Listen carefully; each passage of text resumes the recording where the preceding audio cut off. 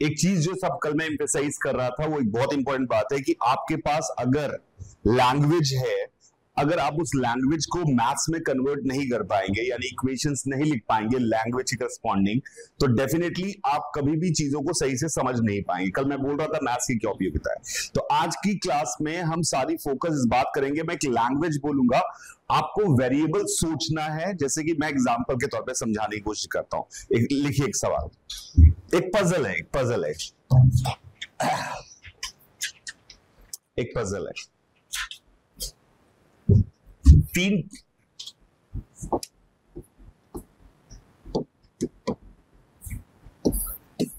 तीन टेम्पल्स थे,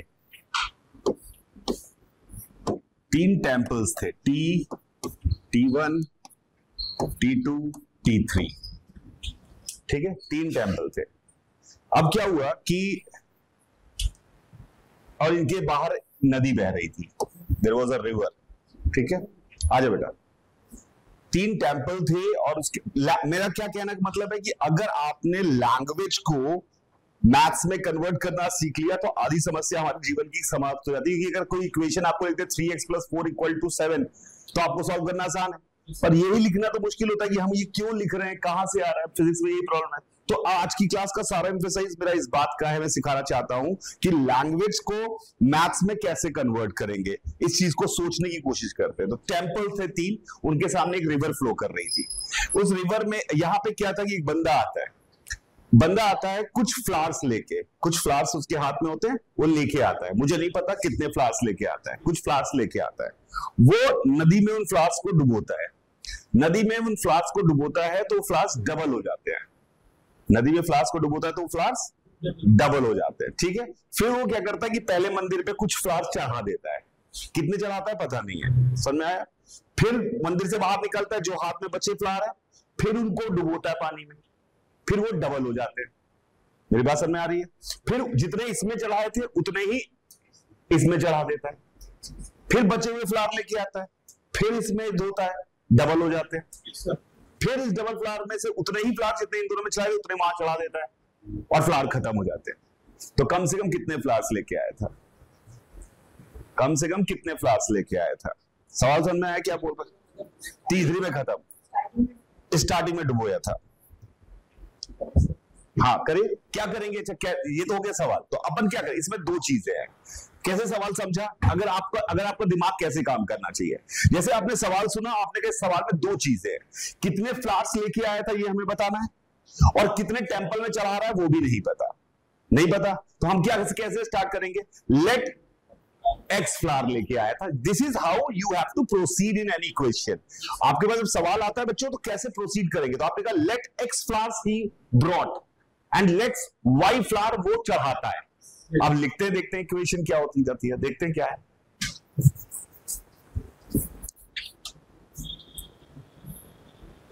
x flower लेके आया,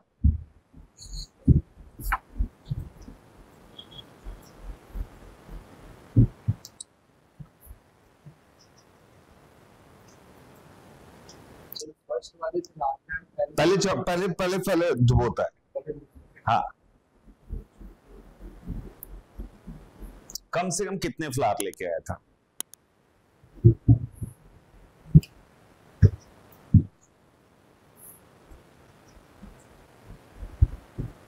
तो स्टेप स्टार्ट कैसे करेंगे? जब ये सवाल आएगा सोचते रहेंगे तो कभी सवाल नहीं होते। हमेशा स्टार्ट करना पड़ता है सवाल को स्टार्ट करने के लिए आपको ये देखना पड़ता है।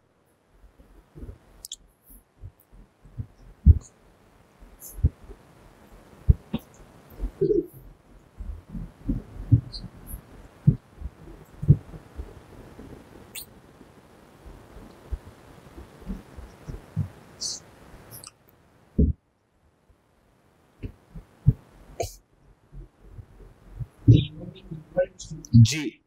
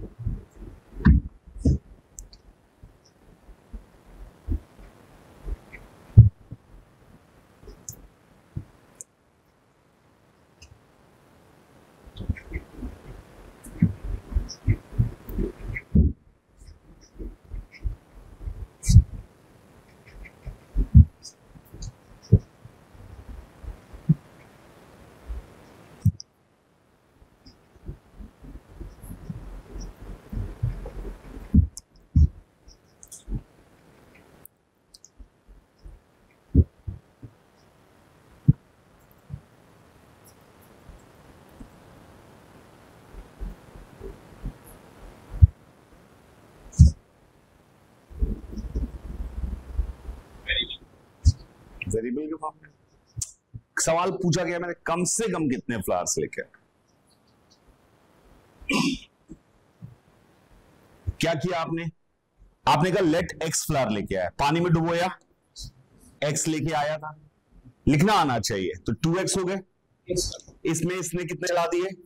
y। तो जब यहां से आया तो कितने लेके आया? 2x minus Y. फिर इस पानी में डाला, पानी से कितने निकले? 4x minus 2y। 4x minus 2y में इसमें कितने चला दिए? y। तो यहां पे कितने बचे? 4x minus 3y। 4x minus 2y में से एक और y चला गया, 4x माइनस 3y। फिर इसको पानी में डुबोया, कितने हो गए? 8x minus 6y। और इसमें कितने चला दिए? y। और खत्म हो गए, 0 हो गए। यानी 8x माइनस 6y ही y होना चाहिए। अरे 8x माइनस 6y की वैल्यू ही y होनी चाहिए, तभी तो खत्म होंगे। पक्का?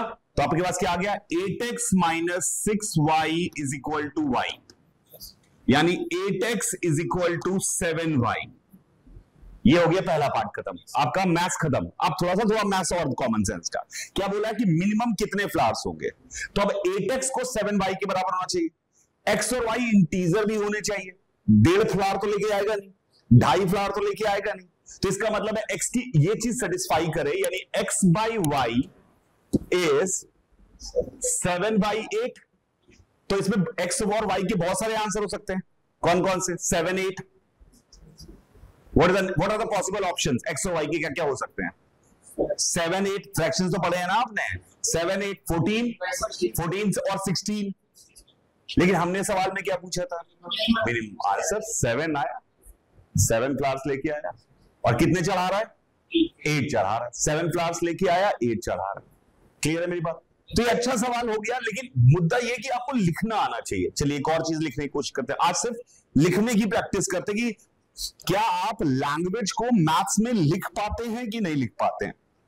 ये भले एक्सरसाइज आपको लग रही है इसमें कि पढ़ाई तो हो रही है, पढ़ाई का सबसे इंपॉर्टेंट पार्ट हो रहा है ये। ठीक है,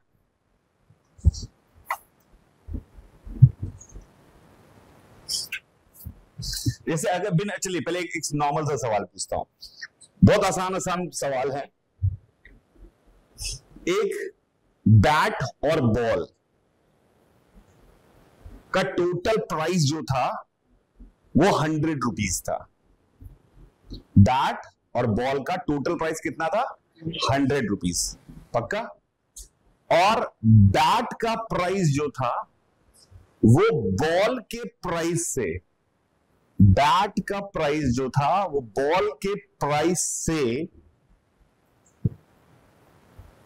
5 रुपए ज्यादा था। कौन कितने का था? पेन नहीं चलाना है ये, इसमें पेन चलाओगे बे गरीबों। बैट का प्राइस जो था वो बॉल के प्राइस से 5 रुपए ज्यादा था।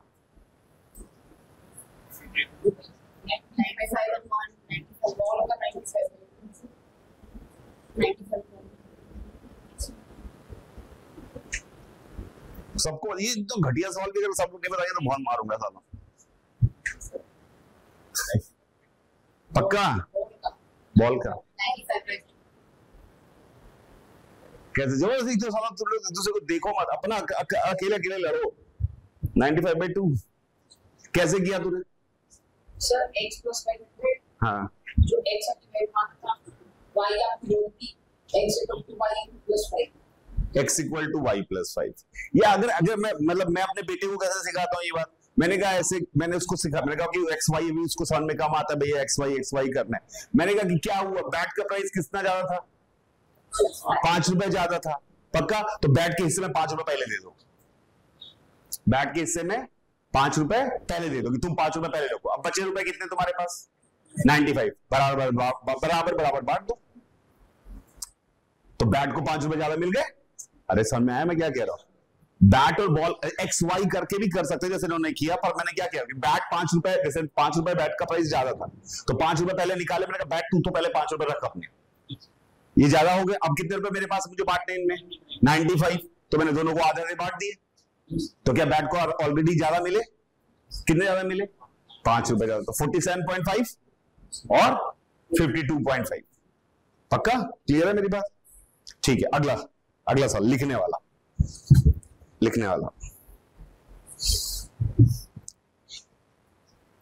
नहीं, पहले मैं आपसे थोड़ा दूसरे सवाल पूछा। एक बार क्या हुआ, ये इसमें कोई मैथ्स नहीं है, इसमें बड़ा मजा आने वाला अगर आपको समझ में आया।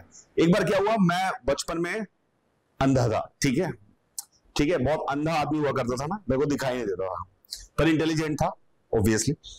हाँ, तो इंटेलिजेंट आदमी था पर अंधा था, हीरो बन के घूमता था अपने स्कूल में, स्टाइल मारता था, सब कुछ बढ़िया, क्योंकि मैं इंटेलिजेंट था, सब लोग इज्जत भी करते थे।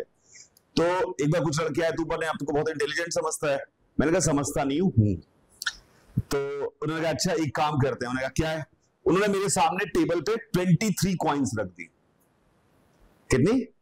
23 कॉइन्स रख दी, पक्का। सम ऑफ देम, उसमें से 6 कॉइन्स जो थी, उसने मुझे बताया कि इसमें से 6 कॉइन्स जो है वो हेड फेस कर रही हैं। क्या फेस कर रही हैं? हेड फेस कर रही हैं। और 17 कॉइन्स जो है वो टेल फेस कर रही हैं ऊपर, उनका टेल है ऊपर, और 6 में कितना है, क्या है? हेड्स है। 6 और 17 सब इकट्ठे रैंडमली पड़ी हुई है, कौन कौन हेड है कौन टेल है नहीं बता सकते, और छू के भी चिकने चिकने कॉइन थे, छू के नहीं बता सकते कि हेड और टेल कौन सा है, ठीक है। और मैं अंधा हूं, क्लियर है मेरी बात? और छू के बता नहीं सकते कौन सा हेड है कौन सा टेल है, पक्का। अगर ऐसा है तो मैं नोट रख सकता हूं, नोट रख देते हैं, गांधी जी नो गांधी जी वाला। एक तरफ गांधी जी हेड टेल जैसा है, वैसे ही no Gandhi ji head tail मान लेते, चलेगा। छू के नहीं बता सकते। उसने कहा कि इन 23 कॉइन को 2 ग्रुप में डिवाइड कर तू,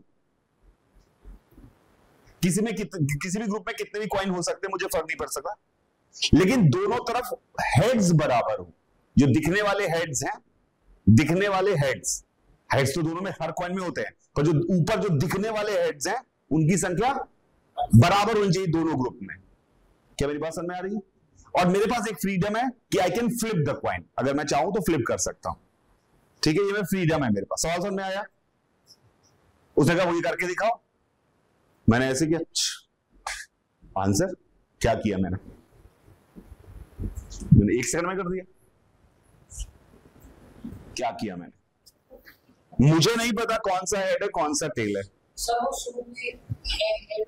हाँ नहीं, शुरू में 6 हेड्स है बताया तो था, और 17 टेल फेस कर रहे हैं। और देख के नहीं बता सकता कि कोई, देख के क्या, देख तो सकता ही नहीं हूं, छू के नहीं बता सकता कि कौन सा हेड है कौन सा टेल है। दोनों तरफ बराबर हेड्स होने चाहिए। 6 हेड्स थे इनिशियली, 17 टेल थे। I have a freedom to flip the coin. मैं सबको फ्लिप कर सकता हूं, मैं 17 हेड्स और 6 टेल भी बना सकता हूं, फ्लिप करके उल्टा कर सकता हूं। पर मुझे 2 ग्रुप में डिवाइड करना है, दोनों ग्रुप में कॉइन्स किसी में ज्यादा किसी में कम हो, मुझे कोई दिक्कत नहीं है, पर दोनों तरफ क्या बराबर होने चाहिए? हेड्स। बताओ क्या करूंगा?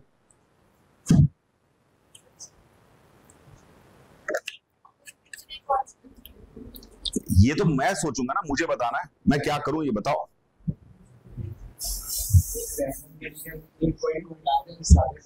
ये कौन सी कॉइन को हटाऊं मैं? हटाइए अब, जो फेंक दीजिए सारे कॉइन, 0 ये नहीं चलेगा बस।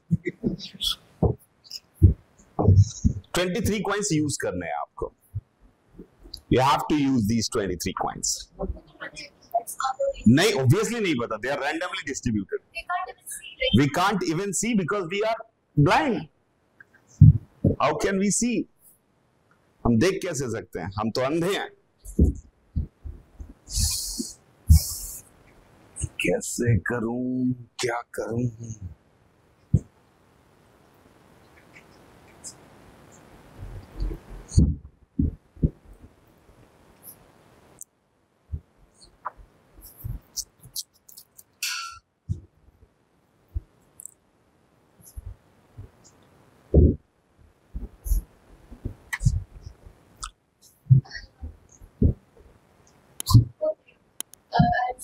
हाँ हाँ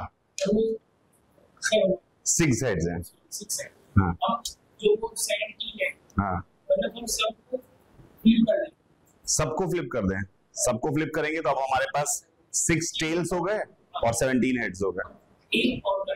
एक कहां से लाए? हाँ कौन सा वाला होगा मुझे क्या पता, वो हमें पता थोड़ी चलेगा कौन सा वाला। हाँ नहीं, वो कैसे पता चला हेड हुआ कि नहीं हुआ? जो सेकंड टर्न में फ्लिप किया है, तो मैं क्या पता कौन सा साला फ्लिप कर रहा हूँ? विजिबल तो कुछ है ही नहीं, मैं अंधा हूं बे। विजिबल क्या होता है? There is nothing.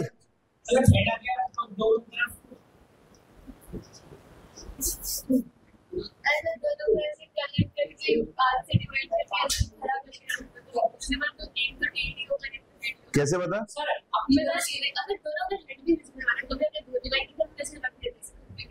हाँ तो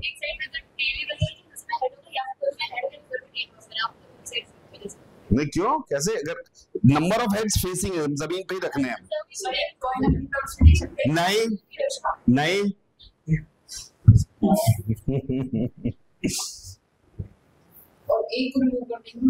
कोई भी ट्रू मूव भी नहीं कर सकते। 23 कॉइन चाहिए टेबल पे, चोरी वोरी नहीं चलेगी भाई साहब।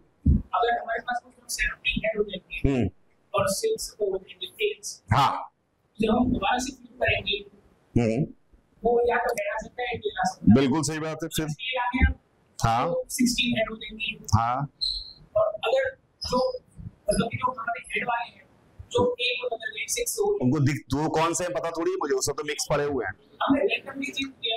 हाँ, तो मैं मान लिया कि आपके भैया आप पहले आपके पास थे 6 हेड्स 17 टेल्स, आपने फ्लिप कर दिया, पता नहीं कौन सा क्या है, लेकिन इतना पता है कि 6 टेल 17 हेड्स है। पर कौन सा कॉइन कौन सा है किसी के पिताजी को भी नहीं पता, क्योंकि हम सब अंधे हैं, याद रखना। आप क्या करूं मैं इसका क्या करूं? जो 17 है वो पता नहीं है, हमें पता नहीं कौन से 17 है, कौन से 6 है ये भी नहीं पता। ये सब पूरे 23 कॉइन है ये नहीं पता। पहले सबसे पहली शर्त यही थी कि टच, तो मैंने पूछा था कि तुम्हें टच करके फील आ रहा हो, तो मैं सालों गांधी जी रख दूं, नोट रख दूं, ताकि उसको टच करके फील ना आए। बताओ, या ये रख दूं, एक तरफ छपा एक तरफ नहीं छपा, छू के नहीं पता चलता है।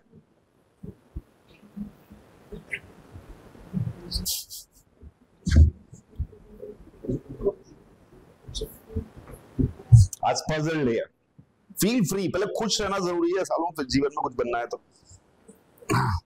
Feel free.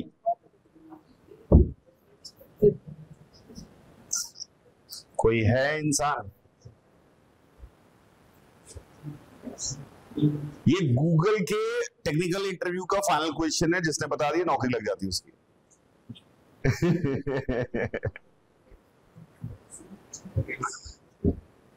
मुझसे भी पूछा, मुझे पजल का बड़ा शौक था एक जमाने में, बहुत मजा आता, बचपन में ही था। पता नहीं आप आज के बच्चों को मोबाइल से समय नहीं मिलता।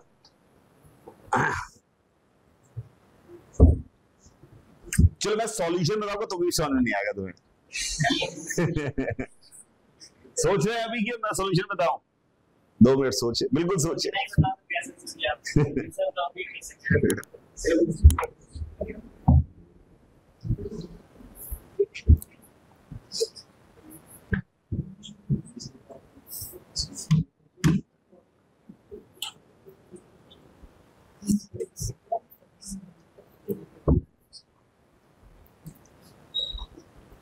बताओ, देखो मैं सॉल्यूशन बता रहा हूं, समझाऊंगा नहीं, समझ, अब सॉल्यूशन बताने के बाद समझना तो तुम्हारा काम होगा ना। इतना कर लोगे ना, इतना कर लोगे सॉल्यूशन। मैंने कोई भी 6 कॉइन एक तरफ किए, यस सर, फ्लिप कर दिया, answer.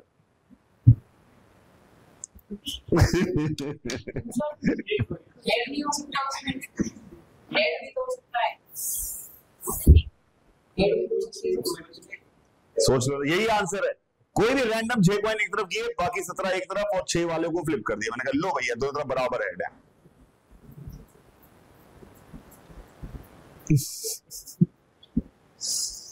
Number of heads are equal now. मैंने रैंडमली कोई 6 कॉइन एक तरफ, कोई रैंडमली 17 कॉइन एक तरफ किए और 6 कॉइन को फ्लिप कर दिया। मैंने कहा ये आंसर है, हेड्स की फेसिंग बराबर है, दो तरफ बराबर हेड्स हैं। सर आपने कुछ भी, मुझे नहीं पता कौन से, मैंने 6 इधर किए, उन 6 को फ्लिप कर दिया। मान जब आपने 6 किए थे, वो अलग किए थे, हाँ, और उसमें 5 एक जैसी और एक अलग। कौन सा बता दे तू, बता दे, जो बता दे वो कर लेता हूँ। मैंने 6 कॉइन एक तरफ कर दिए, 17 एक तरफ कर दिया। हाँ, तू बता क्या कह रहा है, इधर क्या आ जाए? ये कर दिए मैंने। इसमें से आपके 5 हेड हैं, 5 हेड 1 टेल। रुक जा, इधर क्या बचे? इधर 1 हेड बचा, हाँ 1 हेड और 16 टेल। किसको फ्लिप किया? इसको। बताओ क्या बन जाएगा? 5 टेल और 1 हेड। इधर कितने हेड है? उधर कितने हेड है? इधर कितने हेड है? कर लो कर लो कर लो कर लो, कुछ भी कर लो।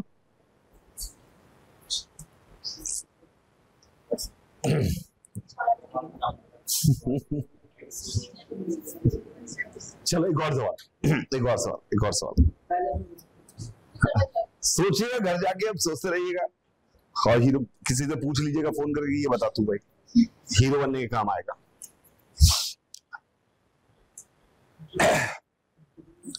एक कमरे में इस दीवार पर मैंने 100 स्विच लगा दिया। 100 स्विच सामने वाली दीवार पे ऐसे स्विच लगा दिए, मतलब टक टक टक जैसे स्विच होते हैं वैसे स्विच लगा दिए। 100 के 100 बंद ऑफ थे, 100 के 100 ऑफ थे। फिर मैंने बाहर 100 बच्चों को कड़पाला किया और कहा एक एक करके अंदर जाओ। पहला बच्चा जो अंदर जाएगा वो क्या करेगा? 1 के मल्टीपल यानी सारे स्विच ऑन कर देगा, पक्का। फिर दूसरे बच्चे को भेजा, वो 2 के मल्टीपल के सारे स्विच को टॉगल कर देगा, मतलब जो भी उनकी स्थिति है उसको बदल देगा। ऑफ थे तो ऑन कर देगा, ऑन थे तो ऑफ कर देगा। 2 के मल्टीपल वाले, यानी कि पहले वाले बंदे ने क्या किया होगा? सारे ऑन कर दिए। दूसरा वाला बंदा आया होगा तो 2 वाले, 4 वाले, 6 वालों को ऑफ कर दिया होगा, और जो बचे हैं उनको छुआ नहीं होगा। अगला बंदा आया वो 3 के मल्टीपल को करता है, अगला बंदा आया वो 4 के मल्टीपल को करता है, अगला बंदा है वो 5 के मल्टीपल को करता है, अगला बंदा है 6 के मल्टीपल को करता है, अगला बंदा 7 के, 8 के, 9 के, 10 के, अप टू 100 के। 100 वाला 100 के मल्टीपल, यानी वो सिर्फ एक ही को टॉगल कर पाएगा। कौन से स्विच ऑन है? कौन कौन से स्विच ऑन है? ये कितने स्विच ऑन है कुछ भी बता दो। सिर्फ बस वही ऐसे ऐसे प्राइम नंबर लगा, कुछ हो नहीं रहा, साला तो डिवाइड नहीं होगा, प्राइम कर देते। कितने स्विच ऑन है? हाँ प्राइम वाले। चलो प्राइम वाला कंफ्यूजन पहले कर रहा था, prime is not the answer. First वाला तो ऑन करके गया था, पहले सारे ऑफ थे, फिर वो अगला आया। मेरा सवाल है कौन से स्विच ऑन रहेंगे, कौन से ऑफ रहेंगे? कुछ भी बता दो।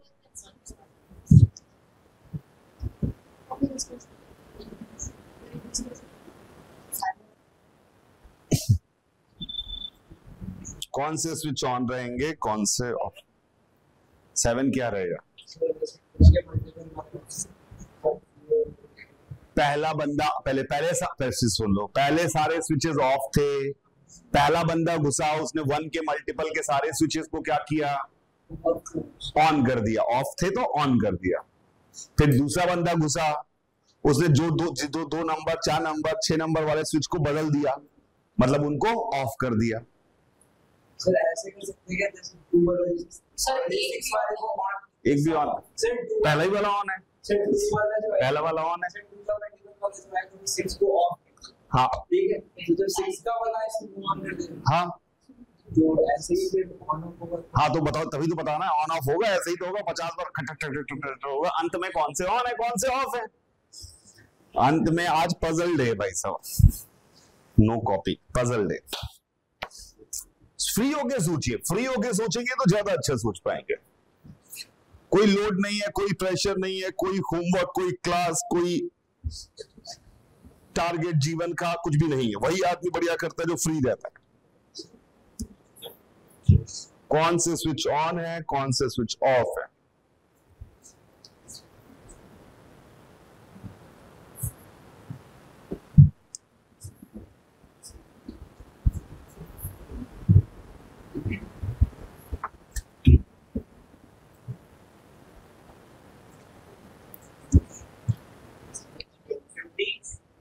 जीवन सिर्फ 50 नंबर वाला ऑन है, नहीं 50 ऑन है।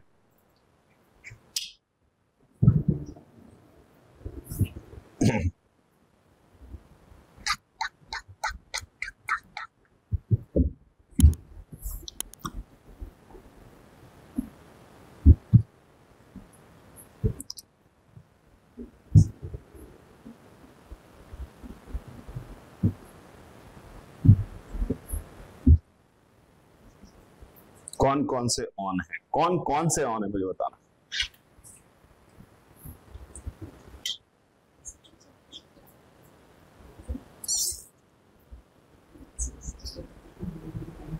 कोई भी बल्ब के साथ छेड़छाड़ कब होगी? जब उसका कोई फैक्टर घुसेगा क्लास में। मतलब फैक्टर समझते हैं ना अपन, जैसे 40 के साथ छेड़छाड़ कौन कौन करेगा? 1 करेगा, 2 करेगा, 4 करेगा, 5 करेगा, 8 करेगा, 10 करेगा, 20 करेगा, 40 करेगा। ये छेड़छाड़ करेगा। ये बात समझ में आ गई? जितने फैक्टर्स होते हैं उतनी छेड़छाड़ होगी उसके साथ।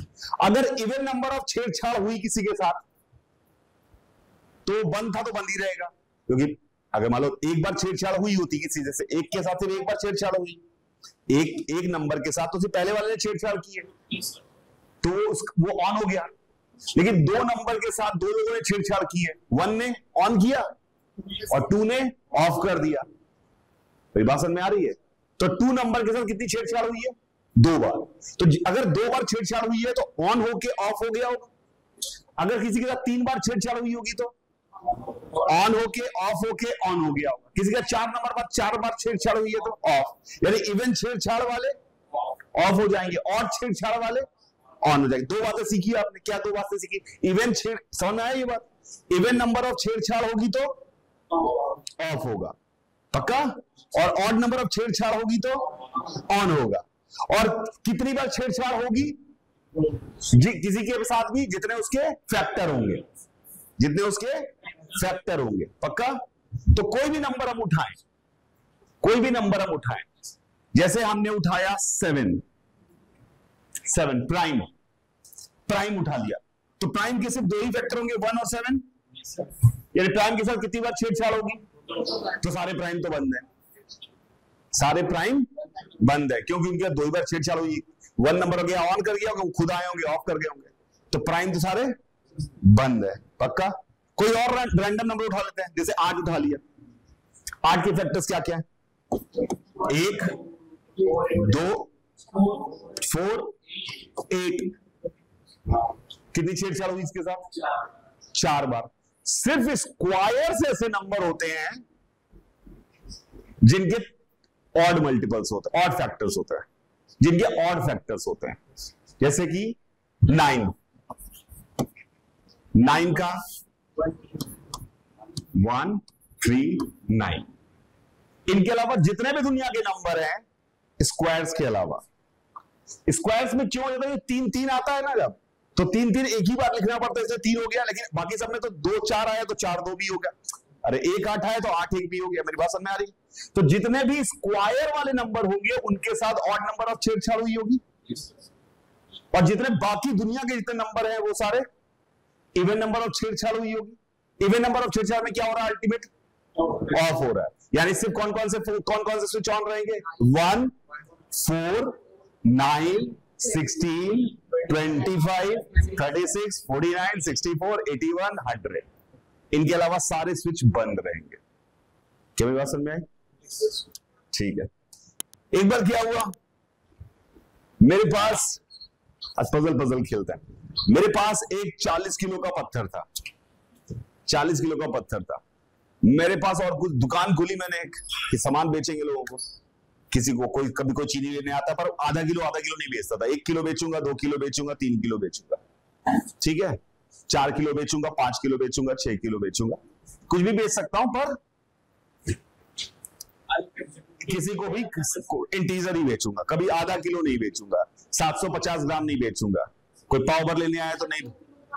मेरे पास एक पत्थर है 40 किलो का, एक ही पत्थर है 40 kgs का, ठीक है।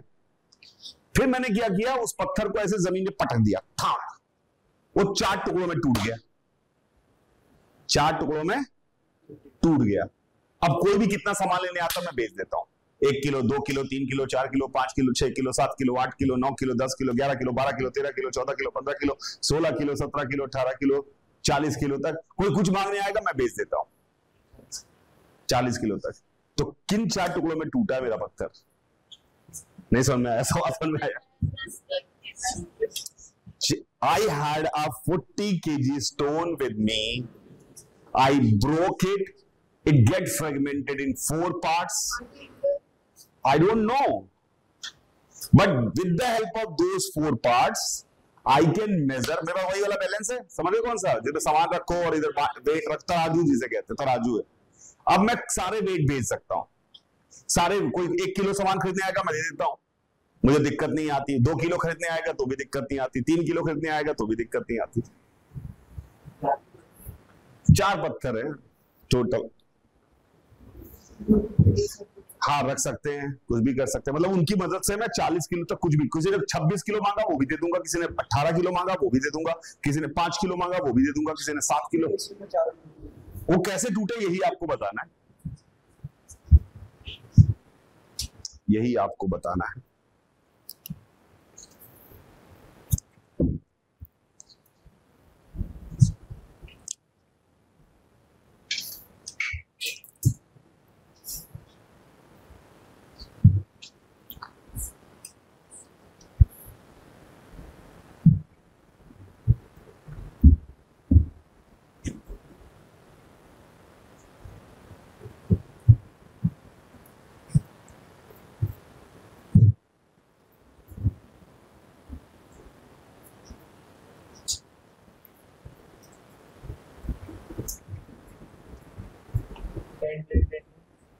एक किलो दो, 1 किलो आ गया, मैं आलू खरीदने, दे दो मुझे 1 किलो।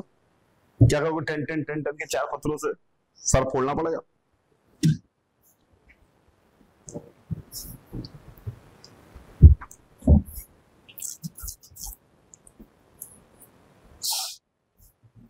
सर फोड़ना पड़ेगा।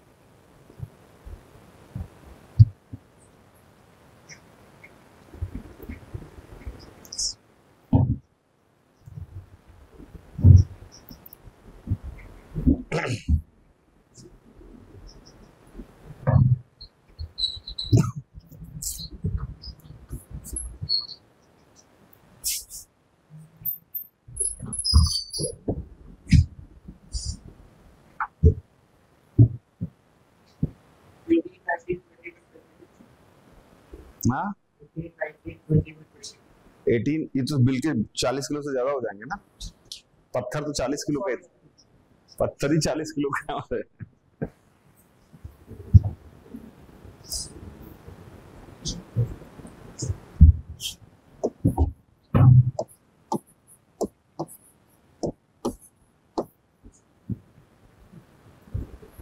आंसर है 13927। क्या चाहिए आपको? कितना कितना चीनी खरीदने आई है भाई साहब? 7 किलो। 7 किलो। तो मैं क्या करूंगा भाई साहब, 9 किलो का वेट इधर रखूंगा, 1 केजी का वेट इधर रखूंगा और 3 किलो का वेट इधर रखूंगा, इधर तुम्हारा सामान तौल दूंगा। कितना सामान मिला तुम्हें? कितना सामान मिला? 7 किलो मिल गया। ऐसे करते हैं ना वेट, जब कम लेने आते हो थोड़ा इधर डाल देते हैं। कितना मिल गया सर? कितना चाहिए आपको बताइए? और कितना कितना कितना कितना? 20? 20 चाहिए इनको, 20 चाहिए, क्या करें? तो मैंने क्या किया भैया, इधर रखा 27 और 3, इधर रखा 9 और 1, 17 चाहिए आपको। मैं आपको समझा देता हूं कि सब आ जाएंगे। देखो 1 किलो से दे देंगे, वो तो फिक्स है 1 किलो का। अब 3 किलो और 1 किलो की मदद से 1 भी दे सकते हैं, 2 भी दे सकते हैं, 3 भी दे सकते हैं, 4 भी दे सकते हैं, मतलब 4 तक सब दे दिए। अरे दे दिए। अब समस्या किसमें आई? 5 किलो देने में। 4 किलो तक 1 और 3 की मदद से 4 किलो तक दे सकते हैं क्या सारे? अरे 1 किलो मांगने आए, 2 किलो मांगने आए, 3 किलो मांगने आए, 4 किलो मांगने आए, दे सकते हैं। अब अगली समस्या कौन सी है? 5 है समस्या। तो मैंने 4 में 5 जोड़ा, 9 किलो हो गया। तो 9 किलो एक तरफ रख दूंगा, मैं 4 किलो एक तरफ। अरे सर मैं तो 5 दे दिए, 6 देने हैं, 1 हटा दिया इधर से। अरे मैंने क्या सोचा कि 4 तक तो मैं दे दिया जोड़ के, अगला नंबर कौन सा समस्या फंसी मेरे पास? 5 फंसी। तो मैंने कहा अगला नंबर ऐसा होगा, क्योंकि हमें पता है कि कोई भी नंबर के इधर और इधर हम कहीं से भी जा सकते हैं। जैसे 3 है, 3 में अगर 1 है तो 3 से इधर 1 2 kg, 3 से इधर 1 4 kg, तो 2 किलो 4 किलो दे सकते हैं। 4 किलो तो दे लिया हमने, अब हमारे पास 5 किलो देना है। 5 किलो देने के लिए मैंने 9 नंबर चूज किया, 9 में से 4 गया, 5 आता है। अब उसकी 4 से 9 के बीच में मैं इधर 13 तक ऊपर कुछ भी दे सकता हूं। 4 तो अलग है ही है, 1 से 4 तक दे सकता था पहले, 9 के ऊपर 13 तक और 9 के नीचे 5 तक, यानी 13 तक अब मैं सब दे सकता हूं। 13 तक यहां पे सब दे सकता हूं। अगला कौन सी समस्या आई? 14। तो 13 में 14 जोड़ा मैंने, क्या आया? 27। अगला कौन सा पत्थर होना चाहिए वैसे अगर सारे वेट दे पाए? 81। पैटर्न भी दिख रहा है, ठीक है। अब ये मैं कल अपने बेटे को एक सवाल करा रहा था, ठीक है, वो सवाल मैं आपको बोलता हूं, कल ही करा था। SEND, सेंड, MORE, मोर,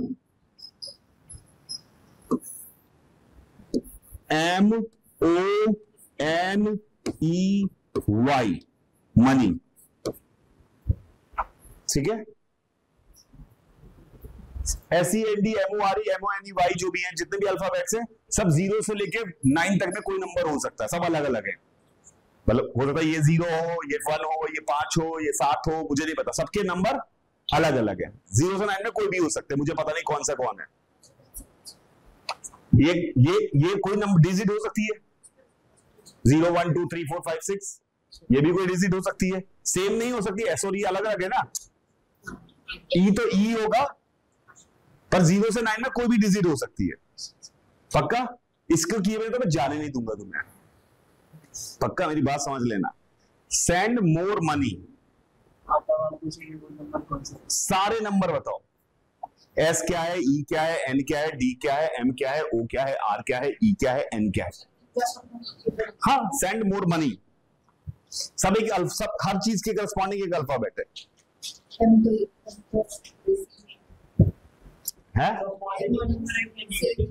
हाँ, एम और एम तो सेम ही होंगे, एम और एम सेम होंगे बे, एम तो सेम होंगे ही ना। एम थोड़ी एक एम दूसरा, एक एम दूसरा है, एम तो एम ही होता है।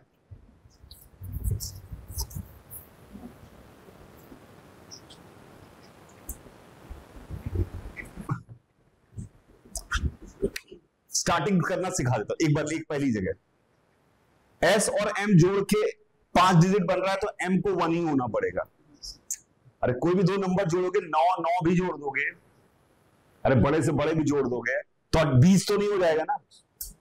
अरे 9 भी होते अगर ये, तो 18 होता, और कैरी भी अगर आ गया होता इधर 19 हो जाता, तो एम तो पक्के से क्या होना पड़ेगा? 1। अरे एम को पक्के से 1 होना पड़ेगा, तभी तो सेंड मोर मनी में मनी इधर। समझ में क्या बोला मैंने? अब जब नंबर जब जोड़ते हो, ऐसे जोड़ते हो ना, देश प्लस देश जो आया, अगर 10 से कम आया तो वही लिख दिया, 10 से ज्यादा तो कैरी गया, तो कैरी करते करते गया, तो एस और एम जब हमने जोड़ा, उनका ज्यादा से ज्यादा समेशन 18 हो सकता है। उसमें अगर कैरी भी आ गया तो क्या हो सकता है? 19 हो सकता है। यहां कोई नंबर आ रहा है, अरे यहाँ अब तो सीधे यहाँ तो कैरी लिखेंगे ना, सीधे फाइनल नंबर लिखते हैं ना। जोड़ना तो आता है ना बे? यस सर, जोड़ना आता है, ठीक है। तो इसका मतलब एम की वैल्यू तो पक्के से क्या हो गई? 1। तो एक नंबर तो मैंने तुम्हें बता दिया, एम की वैल्यू 1 है, एम की वैल्यू 1 है। तो जहां जहां एम है वहां 1 लिख सकते हैं। चाहो तो अगला सवाल बना लो ताकि थोड़ा सा आसान लगे। एस ई, मतलब अगला मतलब थोड़ा कॉपी में लिख लो, 1, ये तो 1 हो गया, O R E is equal to 1 O N, ये 0 नहीं है, सिर्फ अभी तक एक नंबर पता चला, रुको मैं इसका कलर बदल देता हूं, अभी तक हमें सिर्फ इतना पता चला कि ये 1 है। अब क्या करें,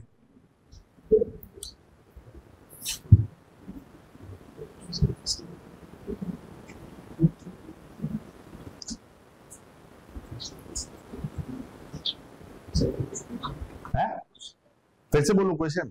मैंने कहा बेटा ये इससे कोई भी नंबर हो सकता है, जैसे कि आपको ये पता है 4 5 6 3 और 7 2 8 2 फॉर एग्जाम्पल ऐसे है, इसका समेशन 5 14 का 4 5 दूनी 7 1 8 7 4 11 ये आया। तो मैंने ऐसे एक समेशन लिख दिया, पर मुझे कौन सा नंबर कौन सा है पता नहीं है, तो हमें बताना कौन सा नंबर कौन सा है, एस कौन सा नंबर है, ई कौन सा नंबर है, एन कौन सा नंबर है, डी कौन सा नंबर है, एम कौन सा नंबर है, ओ कौन सा नंबर है। और ये उसकी स्कूल की किताब में था, वैसे बहुत मुश्किल सवाल लगा मुझे, लेकिन दो वो कैसे होते हैं, एम और एन दोनों 1 थोड़ी हो सकते हैं, दो नंबर सेम ही थोड़ी हो सकते हैं। एम अगर 1 है तो अब इतना तो पक्का है कि अब कोई और 1 नहीं है, सब अलग अलग नंबर है, सब अलग अलग नंबर है।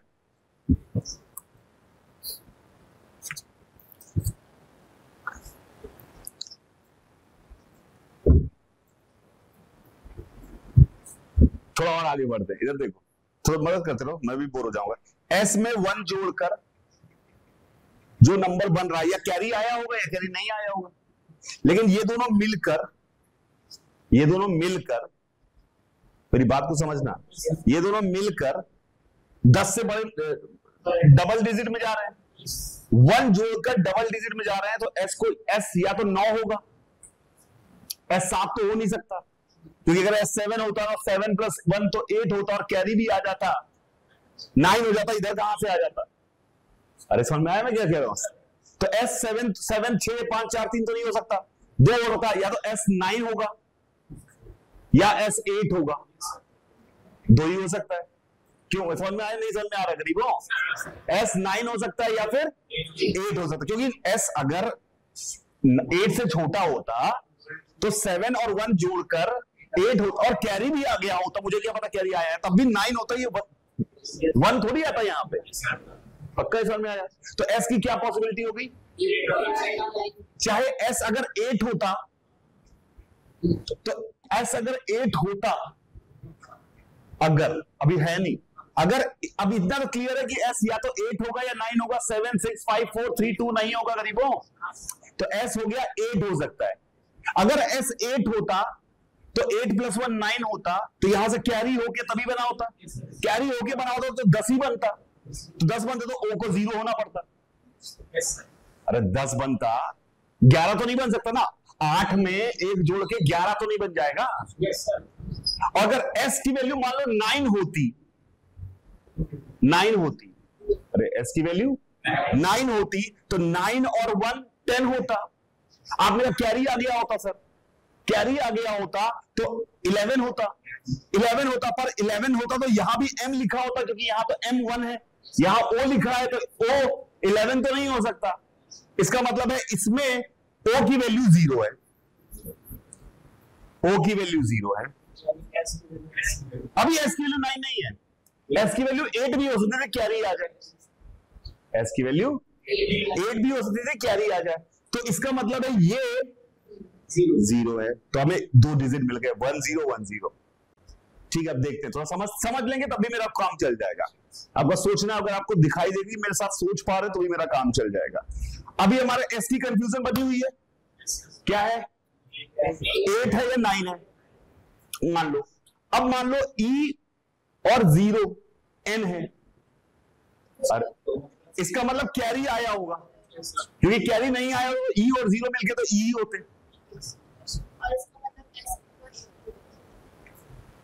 ई और 0 मिलके कैरी आया होगा। पक्का? Yes, sir. कैरी आया होगा। अब कैरी आया होगा तो n जो होगा e से एक बड़ा होगा। Yes. अरे n एक बड़ा हो। e से एक बड़ा हो। अरे नहीं समझ में आया क्या हुआ? Yes, sir. पक्का? पक्का? ध्यान से अब क्या कंफ्यूजन है? अब e ये तो 0 है, Yes, sir. यानी e का +1 कर रहे हैं But and one. तब n आ रहा है। e का +1 कर रहे हैं तब n आ रहा है। अगर e 9 होता, ऐसे सोचते हैं, e अगर 9 होता तो e अगर कहां गया e? अगर e 9 होता तो ये n +1 10 होता तो यार 0 आता, Yes, sir. तो s 9 नहीं हो सकता। s अगर 9 नहीं हो सकता तो यहां से ये e 9 नहीं हो सकता तो e 8 7 6 5 4 में कुछ होगा। अरे 9 नहीं हो सकता तो 8 7 6 5 4 में कुछ होता तो यहां से इधर कैरी नहीं जाता। तो ये अगर 8 होता e तो उसमें एक जोड़ के जो भी नंबर आता है वो ये लिखते, यहां पे कैरी नहीं जाता, यहां कैरी नहीं जाता तो और ये मिलके 10 बन रहा है तो इसको 9 होना पड़ेगा Yes. क्योंकि यहां से कैरी नहीं आ सकता। नहीं समझ में आया? मेरे को नहीं आया बेटा, मेरे को नहीं आया। मैंने कहा कि अगर e कुछ अभी हमें ये पता है कि e n से एक छोटा है, ये पता है। अब e के ऑप्शन देखते हैं, e 1 2 3 4 5 6 7 हो सकता था, 9 से सोचा मैंने। e अगर 9 होता, e अगर 9 होता तो 9 + 0 + 1 कैरी आया होता। 10 होता तो यहां 0 लिखा होता, पर 0 तो o का सिंबल है तो n तो यहां पे लिखा है तो ये 0 तो नहीं है, तो यानी s e 9 नहीं है। अब e 9 से अगर छोटा है, 8 है 7 है 6 है 5 है 4 है, तो उसमें 1 ऐड करके यहां पे जो भी नंबर आएगा वो आगे कैरी नहीं भेजेगा। तो अगर वो आगे कैरी नहीं भेजेगा और ये समेशन इसमें और कैरी ना भेजकर भी समेशन 10 हो रहा है तो s को 9 ही होना पड़ेगा। Yes, yes. अब क्लियर एकदम दिखाई दिया आपको? तो s मिल गया 9, s मिल गया 9, तो ये हो गया 9 और 1, ये हो गया 10। अभी हमें 3 डिजिट, अभी e बाकी है, n बाकी है, r बाकी है, सब बाकी है। ठीक है, अब क्या करें? अब क्या करते हैं? थोड़ा और सोचते हैं। अब इतना हमें पता चल गया कि n जो है बहुत ध्यान से, वो e +1 है। अरे ये तो पक्का है ना, Yes, sir. n e +1 है। अभी तक ये पता चला है n e +1 है, अभी और कुछ नहीं पता चला। अब क्या करें? अब क्या करें? ये मिल गया e n e +1 है, ये भी मिल गया। और e जो है वो 9 नहीं है और 8 भी नहीं है। 8 क्यों नहीं है? क्योंकि जब e 8 होगा तो n 9 होता, तो पर s 9 हो चुका है, s 9 हो चुका है तो n 9 तो नहीं हो सकता। तो e हमारे पास क्या नहीं है? 8 नहीं है, 9 नहीं है, 1 नहीं है, 0 नहीं है। 8 नहीं है, 9 नहीं है, 1 नहीं है, 0 नहीं है। तो एक बार थोड़ा ठंडे दिमाग से लिख लेते हैं कौन कौन से डिजिट बचे हैं। 7 6 5 4 3 2। जो अब जो बचे हैं इन्हीं में से कुछ होंगे। अरे 9 यूज हो चुका है और e 8 नहीं हो सकता। e की पॉसिबिलिटी बता रहा हूं मैं, e की पॉसिबिलिटी बता रहा हूं। अब बताओ क्या करूं? अब क्या करूं? 8 और बचा पर e नहीं हो सकता, 8 तो बचा है ये मेरे पास। अब क्या करूं? देखते हैं। यहां से इधर एक कैरी गया है, यहां से इधर एक कैरी गया है। इसका मतलब है n + r जब भी आए होंगे, n + r जब भी आए होंगे उसका यहां e लिखा हुआ है, तो n + r 10 + e बने होंगे तभी तो e लिखा होगा। 15 बनते हैं तो 5 लिखते हैं, कैरी होता है। 2 डिजिट बना होगा, 10 + e बना होगा। नहीं समझ में आया? n + r e लिखा हुआ है और यहां से इधर कैरी गया हुआ है, यानी n + r अगर ये 3 लिखा हुआ है, यानी n + r 13 होगा तभी तो 3 लिख के कैरी। यानी कि n + r की वैल्यू e + 1 हो, n + r की वैल्यू 10 + e होगी।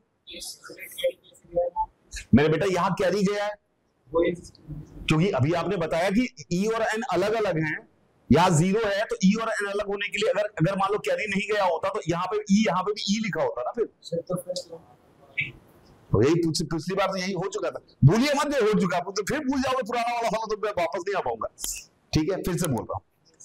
अब n प्लस आर यहाँ ई लिखा हुआ है और यहां से इधर कैरी गया है, ये फॉर श्योर है। तो इसका मतलब n प्लस आर या तो 10 प्लस ई होगा, या हो सकता है n प्लस आर को भी कैरी मिला हो और फिर मिलके 10 प्लस ई हुआ हो। तो दो पॉसिबिलिटी हुई, क्या क्या? या तो n plus r 10 plus e है, या n plus r plus 1 10 plus e है। अरे बताओ, पक्का? और n e प्लस 1 है, n, तो अगर n यहां पे e प्लस 1 डाले तो e से e कैंसिल, r बराबर 9, पर 9 हो नहीं सकता, यानी ये तो नहीं है। n प्लस आर 10, समझ में आ रहा है? n प्लस आर या तो 10 प्लस ई होगा, या n plus r plus 1 10 plus e होगा। n plus r 10 plus e होता है, n की वैल्यू कितनी है? e plus 1। खो गए होगे सालों, दिमाग काम ही करना बंद कर दिया होगा, अब तक पुराना भूल गए होगे। यही तो मेन प्रॉब्लम है जिंदगी में सबकी, आधे लोगों की भूल जाते हैं। ये नहीं हो सकता, क्यों नहीं समझ में आया? तो ये होगा, तो ये इसको e प्लस 1 रखा, तो e कैंसिल, r 8 आ गया, r तो 8 है, r तो 8 हो गया, r 8 हो गया, और n प्लस r मिलकर यहां पर कैरी जा रहा होगा। ठीक है, r 8 हो गया। अब भैया 8 भी खत्म, 8 भी यूज हो गया। अभी भी हमारे पास क्या क्या बचे? E D N Y, E D N Y का पता लगाना है। नहीं, अभी तो n का वैल्यू क्यों? अभी रुक जाओ, अभी बस 7 6 5 4 3 2 बचे हुए हैं, इन्हीं में से भरना है। अरे भरना है ना। अरे एक दो प्रॉब्लम होती है दुनिया में मोस्ट ऑफ द जनता की। एक तो कि बहुत दिमाग को जोर पड़ता है तो उनके वहां से थोड़े बहुत फ्यूज उड़ जाते हैं अचानक से, फिर वो अचानक से ब्लैंक हो जाते हैं, उनको सामने सामने चल क्या रहा है। जब लंबी क्लासेस चलती है तो लोगों की समस्या यही होती है कि फ्यूज उड़ जाते हैं। दूसरा ये होता है कि वो अभी जब नया नया सब समझ में आ रहा होता है, उनके सब इन्वॉल्व होते हैं, लेकिन आता रहता है, पीछे वाला जाता रहता है। दोनों चीजें ही समस्या है। तो दोनों ध्यान रखना, कंट्रोल करना। दिमाग एक ऐसा ऑर्गन है जिसको जितना ज्यादा यूज करोगे उतना इंटेलिजेंट होगा, तो यूज करते रहिएगा। तो अब देखते हैं अभी क्या बचा हमारे पास। अब कुछ और सोचते हैं, अब क्या सोचा जाए भाई। ई की वैल्यू 7 6 5 4 3 2 हो सकती है। अब इतना तो पक्का है कि n प्लस 8 प्लस 1 ई था, इसका मतलब यहां से कैरी आया होगा, यहां से कैरी आया होगा, यहां से कैरी आया होगा। अब क्या करें,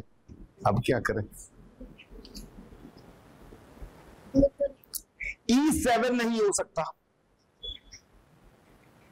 क्योंकि E अगर 7 होता तो N 8 होता। 8 हम ऑलरेडी यूज कर चुके हैं, तो E कह रहा भाई साहब चाहिए थोड़ा और राहत मिली, 7 नहीं हो सकता। अरे बताओ, E7 नहीं हो सकता। E ने कहा हम 7 नहीं हो सकते। अच्छा, E के बारे में, E पे ही फोकस करते हो, 3 E है ना, एक बार E निकल गया तो साला लाइफ आसान हो जाएगी थोड़ी। 3 E है ना यहाँ पे, तो E में ज्यादा फोकस करते हैं। E7 नहीं हो सकता। अगर E 6 होता, ऐसे मान लेता, मेरे पास चारा ही नहीं बचा कुछ सोचने का, साला मैं क्या करूं। E होता 6, E अगर 6 होता, E अगर 6 होता तो N 7 होता।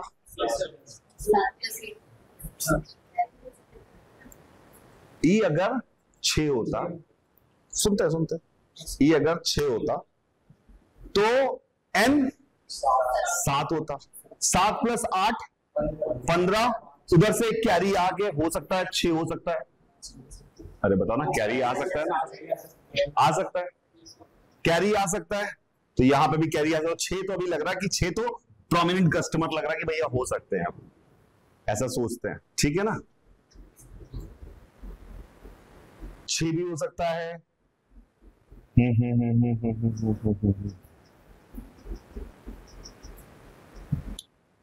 6 के पॉसिबिलिटी, 5 देखते हैं। 6 अच्छा, और आगे इसमें भी चेक करते हैं। 6 होता ई, तो ये 6 होता, यहां सेटिस्फाई हो रहा है मामला 6 में, या 6 होता तो डी को 5 4 3 2 और 7 में भी कुछ भी हो सकता है। एन तो 7 हो जाता। ई अगर 5 होता, डी को 5 या 4 ही होना पड़ता, क्योंकि तभी कैरी जा पाता, तभी कैरी जा पाता। 4 नहीं हो सकता था। 4 क्यों नहीं हो सकता था? 4 अगर होता तो 5 6 और 4 10 होते, 10 का 0 आता, 0 ऑलरेडी यूज हो चुका है। 5 होता तो 6 5 11 आता, 11 का 1 भी होता, E6 नहीं हो सकता। E6 भी नहीं हो सकता, E6 नहीं हो सकता। 7 पहले हटाया, 6 हटाया, 5 ट्राई मारते हैं। E अगर 5 होता तो N 6 होता। E अगर नंबर तो हमारे पास सारे बचे, E अगर 5 होता तो N 6 होता। 6 + 8 14, यहां से कैरी आता, कैरी आता यहां से कैरी तो पक्का आ रहा है, तभी मैच करेगा। यहां से कैरी पक्का आ रहा है। तो अगर E5 होता, E अगर 5 होता तो D के पास 2 ही ऑप्शन है, 6 और 7। अभी पहले एक ही करके हम खुद ही निकाला है, अभी 6 और 7 2 ही ऑप्शन है। 6 हो नहीं सकता था ये, क्योंकि 6 दो कारणों से, क्योंकि N 6 हो जाता। E अगर 5 होता तो N 6 हो जाता। तो D के पास सिर्फ एक ही ऑप्शन क्या बचा, 7। तो 7 होता। 7 + 5 12 का 2, 1 कैरी, बाकी सेट। तो आंसर तो ये हो गया भैया, ये तो पक्का हो गया। एक तो ये वाला आंसर तो है, देखिए और भी हो सकते हैं कि नहीं, पर ये तो पक्का हो गया कि ये 5, ये 7, ये 2, ये 6, ये 5, ये 6 5, ये तो हो गया। एक आंसर तो पक्के से मिल गया कि 95671085 इज इक्वल टू दिस। पर हो सकता है कि मल्टीपल ऑप्शन आ जाए भैया, मल्टीपल भी हो सकते हैं। तो 7, अब हमारे पास ई के चॉइसेस क्या बचे, 4 3 2। वापस से लिख देते हैं, क्या था ये, हटाऊं कैसे, क्या क्या निकल चुका था बताना। ई के पहले तक 9 1 0 E N D M O R E R तो ये निकल गया, sorry R8 1 0 N E Y। तो एक आंसर तो मिल चुका है E5 वाले पे, ये एक आंसर तो मिल गया। ये दोनों हो नहीं सकते E। अब E की अगली पॉसिबिलिटी 4 लेते हैं, E की अगली पॉसिबिलिटी 4 लेते हैं। E अगर 4 होता तो D को 6 या 7 में कुछ होना पड़ता। क्यों? 5 तो हो नहीं सकता, 5 तो N है, पर 6 हो नहीं सकता। 4 और 6 0 आता, 0 यूज हो चुका है। 4 और 7 11 आता, वो भी यूज नहीं हो सका, तो E 4 नहीं हो सकता। E अगर 3 होता तो कुछ हो ही नहीं सकता था, 2 हो नहीं सकता, 1 हो सकता। तो this is the only answer. तो अब देखिए एक सिंगल, अब मैंने तो कल 2 ही सवाल समझाए, पर 1 घंटा लग गया मुझे उसे 2 सवाल समझाने में, क्योंकि है मुश्किल का। पर इससे आपको भले लगता हो कि डायरेक्टली इसका हमारे सिलेबस में क्या फर्क पड़ रहा है। दिमाग एक ऐसी चीज है जिसको जितना ज्यादा यूज किया जाएगा उतना ज्यादा वो चलने लगेगा। जैसे किसी के कोई, जैसे कि मैं आपको सिंपल, जैसे वो कराटे किड आपने देखी हो, उस मूवी में वो क्या करता है, एक मूवी थी कराटे किड, उसमें वो कराटे सीखने जाता है, तो उसमें कहता है पोछा मारो। वो कहता है कराटे सीखने आया, पोछा मरवा रहा है। 1 महीने तक पोछा मरवाता रहा उससे, फिर 1 महीने तक उससे कपड़े पिटवाता रहा, द रीजन कि हाथ की मसल्स मूव करने लगेंगी तेजी से, तो वो अपने आप जब लड़ाई करनी होगी तब भी काम आ जाएंगी। उसी तरह दिमाग की भी मसल्स है, अगर यूज करने लगे, पर यूज करिए। आसान काम, दो बातें याद रखना। The most powerful and most lethargic organ of human body is brain. सबसे आराम पसंद है उसको, मक्कारी पसंद है उसको, लगता है कुछ ना करना पड़े, साला सोचना ना पड़े, जीवन बढ़िया चलता रहे, उसको बहुत मजा आता है, उसको बहुत मजा आता है कुछ ना करना पड़े, कम से कम आसान, जल्दी से जल्दी। जैसे कभी पढ़ते समय स्कूल में पढ़ा रहे हैं, रीडिंग का जब बात होती है तो लिखा होगा प्रिंसटन, पर आप PRIN पढ़ेंगे, बोलेगा दिमाग बोलेगा प्रिंसिपल बोल दो। अरे बोल, कई बार होता है ना कि आपने बोल दिया प्रिंसिपल, फिर क्या पढ़ो, ढंग से पढ़ो, तुमने भाई तो प्रिंसटन लिखा हुआ, तुम्हें बोल दिया प्रिंसिपल, क्यों? क्योंकि तुम्हारे दिमाग का PRIN ना प्रिंसिपल ही होगा यार, जाने दो, क्या सोच रहे हो, क्यों इतना दिमाग, क्योंकि फोर्स लगेगा, एनर्जी खर्च होगी, उसको दिमाग खराब है। क्योंकि जल्दी से बोलने में दिमाग के, ये दो दिमाग के पार्ट है, एक पार्ट है वो फटाफट रिस्पॉन्ड करता है, उसको सही गलत से कोई मतलब नहीं, और एक दिमाग है जो एनालाइज करके रिस्पॉन्ड करता है। जिस आदमी का, मेरा वो डेवलप मैंने बचपन से हुआ कि अब मेरा जनरल वाला दिमाग भी जो है वो एनालाइज वाला है, मतलब जो रिस्पॉन्ड करता है वो एनालाइज वाला ही है। मैं जल्दी में बोलता हूं तो एनालाइज करके ही बोलता हूं, ये मेरे को लगा, ये मैंने डेवलप किया। वही एक चीज है कि अगर आपका दिमाग एनालाइज करके बोलने लगेगा तो कभी गलतियां नहीं, सिली मिस्टेक जो होती है वो यही सब होती है कि 3+4 लिखा था वहां 6 लिख के आ गए, और बाद में ओशिट कर रहा है। बाद में ओशिट का फायदा है नहीं कि ओशिट ये क्या कर दिया मैंने, कोई फायदा नहीं मिलने वाला, लेकिन इस चीज को सोचना पड़ेगा। तो ये पजल जो मैंने कराई, वो इसका कोई डायरेक्ट बेनिफिट भले ना हो, पर इनडायरेक्ट बेनिफिट जरूर है। जब क्लासेस स्टार्ट होंगी तो आपको दिखाई देगा कि सोचने की क्षमता, और ये सबसे मुश्किल फेज है, क्योंकि इसमें ये सबसे मुश्किल फेज है। पढ़ाई कर समय तो आप, मैं ही बोल रहा हूँ, इसमें तुम्हें सालों ज्यादा यूज करना, उसमें तो मैं पढ़ा रहा हूँ कि मोमेंटम इसे कहते हैं, इसे ये कहते हैं, मैं ही बकबक कर रहा हूँ, तुम तो सिर्फ सुनने आए हो। लेकिन उस सुनने का कैसे ग्रास्प करना है वो डेवलप करना पड़ेगा थोड़ा सा, इसलिए इस एक्सरसाइज को करना ही करना है। बाय सभी को enjoy life, you find enjoyable.